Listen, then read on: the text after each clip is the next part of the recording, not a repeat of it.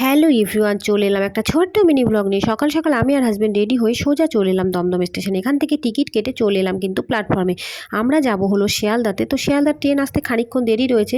তো সেজন্য ভাবলাম যে যেহেতু সকালবেলা খালি মুখেই বেরিয়েছিলাম, তো এখানেই আমরা প্ল্যাটফর্মের স্টল থেকে চা বিস্কিট কেক একটু খেয়ে নিলাম। খেয়ে কিন্তু ট্রেনে উঠে পড়লাম আর সোজা পৌঁছে গেলাম শিয়ালদাতে। আর তোমাদের তো বলাই হয়নি যে আমরা শিয়ালদা থেকে কোথায় যাব। শিয়ালদা থেকে আমরা যাব হচ্ছে ক্যানিংয়ে। ক্যানিংয়ে রয়েছে কোচিংয়ের একটা ছোট্ট ব্রাঞ্চ, যেখানে আজকে রয়েছে কিন্তু সরস্বতী পুজোর খাওয়া দাওয়া। ট্রেন যেহেতু এদিকে আসতে লেট রয়েছে, সেজন্য ভাবলাম যে কিছু খাওয়া দাওয়া করাই যায়, মানে টিফিন সকাল সকাল। তো এখানে দেখো অনেক কিছু খাবার রয়েছে যেগুলো সকালবেলা একেবারেই খাওয়া যাবে না। সেই জন্য ভাবলাম কি নেওয়া যায়। এখান থেকে নিয়ে নিলাম কিন্তু আমরা ভেজ স্যান্ডউইচ খেয়ে দিয়ে আমি কিন্তু এখানে রোদের মধ্যে দাঁড়িয়েছিলাম, কারণ আমার শরীরটা ভীষণ খারাপ, তোমরা দেখেই বুঝতে পারছো। ভীষণ জ্বর ছিল, তার মধ্যে প্রচুর ঠান্ডাও লেগেছে রোদটা, সেজন্য আমার ভীষণ ভালো লাগছিল। হাজব্যান্ড ওইদিকে ফোনে কথা বলছিল বারবার, যেহেতু স্টুডেন্টরা ফোন করছিল। এপাশে দেখো একটা ওয়াচের দোকান রয়েছে, যেগুলো একদম কম প্রাইসের মধ্যে তোমরা কিন্তু পেয়ে যাবে। এদিকে ট্রেনের টাইম হয়ে গেছে, দেখো আমাদের ট্রেন কিন্তু ঢুকে গেছে। আর এখানে না ট্রেনটা পুরো ফাঁকা হয়ে যাবে।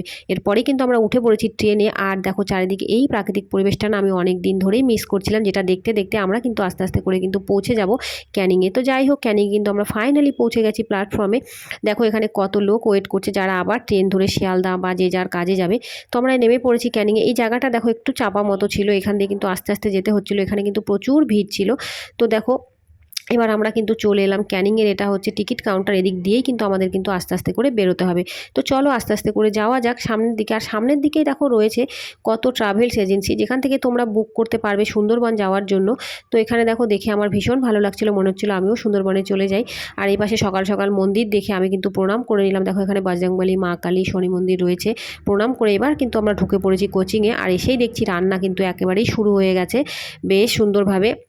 তো চলো এবার কোচিংয়ের রুমগুলো তোমাদের দেখানো যাক।